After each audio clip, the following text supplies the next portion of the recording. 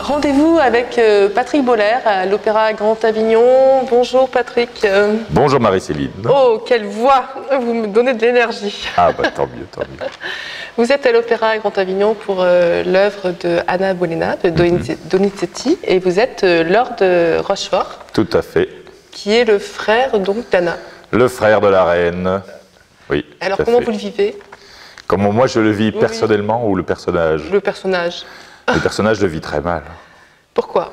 Parce qu'il a poussé sa sœur vers cette position en vue vers le roi, et puis il se rend compte plus tard que le roi est un vrai dictateur, un tyran. D'accord. Et qu'en fait elle est terriblement malheureuse, et son ami Percy qui a été exilé est rappelé par le roi pour justement fomenter un mauvais coup à la reine, pour s'en débarrasser. Et donc lui se trouve dans une position impossible.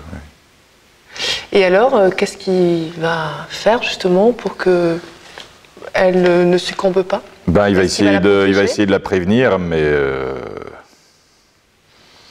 il n'y arrivera pas. Bien. Pour résumer vraiment. Oh, c'est une histoire terrible, hein. Ouais. En vérité, même l'histoire vraie, enfin, Lord Rochefort a réellement existé. Ouais. Lui-même a été accusé par après d'inceste avec sa sœur.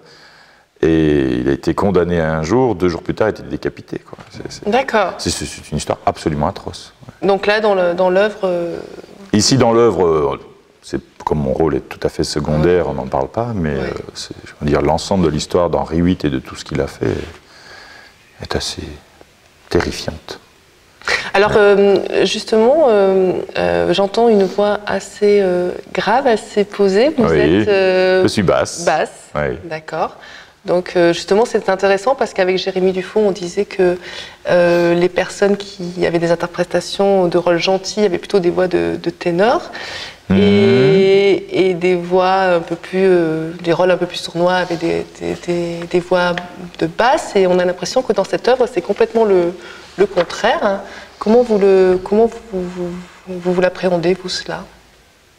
Ah oui, ici par exemple, il y a 2 voix de basse, qui est la voix d'Henri VIII, qui lui donc est le tyran, et ma voix, qui est le frère d'Anna. Donc là déjà on a 2 caractères très opposés. C'est ça.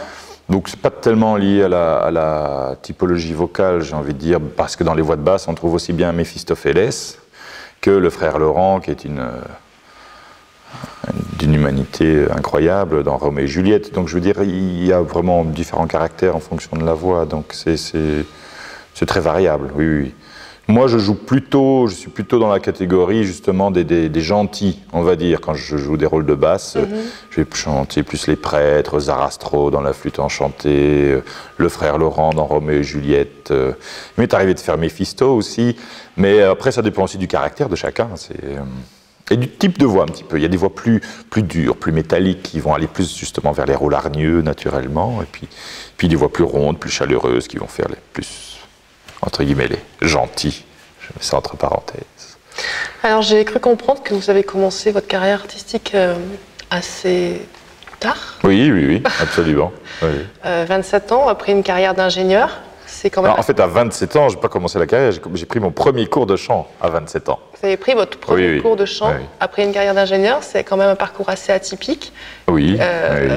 Comment vous l'avez vécu et qu'est-ce qui vous a donné envie finalement de tout mettre de côté et de passer sur l'artistique avec un côté peut-être beaucoup moins sécuritaire Absolument. Dans votre carrière professionnelle, voilà, de monde opposé, comment vous l'avez vécu? En fait, j'ai fait une formation artistique quand j'étais jeune, de 8 ans à 18 ans, j'ai fait des études de piano. D'accord. Donc en parallèle de mon cursus scolaire classique, je veux dire.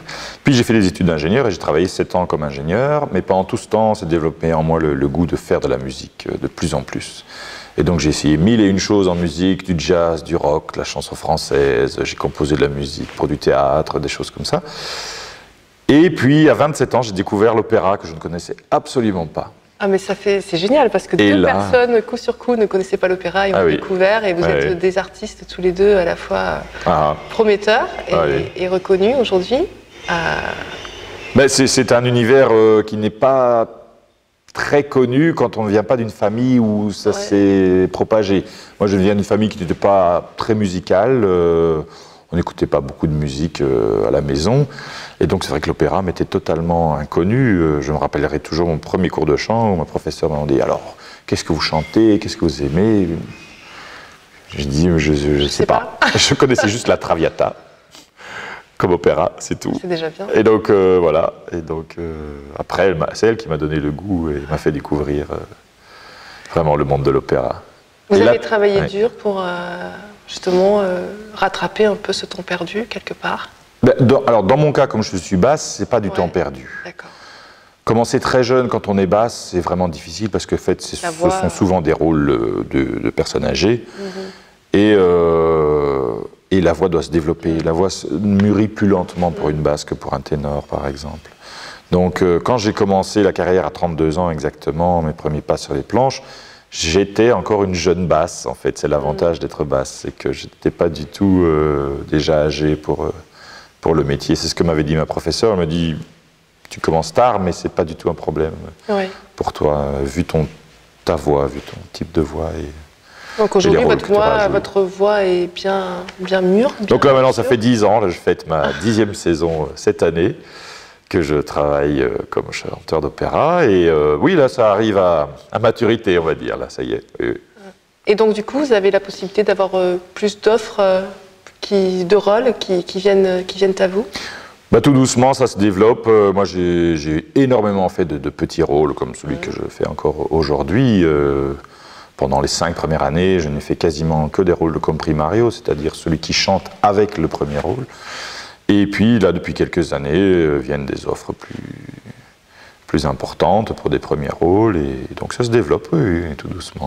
Vous avez quand même une belle biographie, si je puis dire ainsi, puisque vous avez quand même chanté avec des grands noms, justement, de scène. Vous avez pu en tirer, justement, une expérience. Vous avez pu vous... Je dirais que de chanter avec des noms très connus, ça rassure parce qu'on voit qu'ils ont les mêmes problèmes que nous. Donc, c'est quelque part,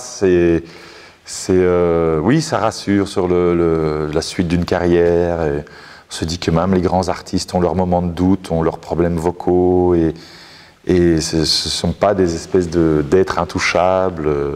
Aujourd'hui, le temps des divas est vraiment passé. C'est un métier qui, moi, je trouve très humain. On me demande souvent, et alors, il n'y a pas trop de problèmes? Je dis non, moi, j'ai franchement pas de... J'ai rarement, en tout cas, des problèmes avec des collègues. Je trouve que c'est devenu un univers très, très chaleureux, sympathique. Voilà, oui.